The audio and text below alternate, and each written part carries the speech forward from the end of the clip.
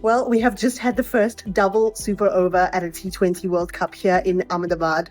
I'm pretty breathless after watching that action. The scores were tied after 20 overs. South Africa probably should have won the game. Afghanistan needed 13 runs off the final over. Kagiso Rabada bowled that over. He thought he had a wicket off the first ball. It was straight to cover, but he had overstepped. So he had to bowl it again. It was also a free hit. Then he bowled a wide. Then he bowled another no ball. Terrible, terrible last over. Scores tied after 20 overs. Then we had the first super over.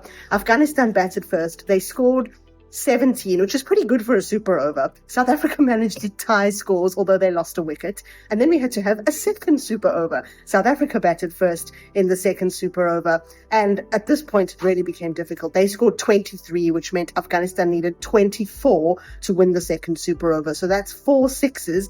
They lost Mohammad Nabi for a duck second ball. Rahman Al Gurbaz, who was their top scorer in the 20 over game that came before that, came and hit 3 sixes in a row. He needed to hit a 6 off the last ball. He was caught and he was absolutely distraught. He slammed the bat into the ground. He walked off, absolute disgust writ all over his face.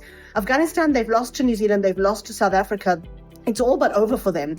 And South Africa, they've avoided the banana skin. They play New Zealand in I guess what is effectively a dead rubber, because both teams have won 2 matches. So probably doesn't matter what happens from there. They've each got to play one of the associates. South Africa play the UAE, New Zealand play Canada. And you'd think that the group of death is probably dead.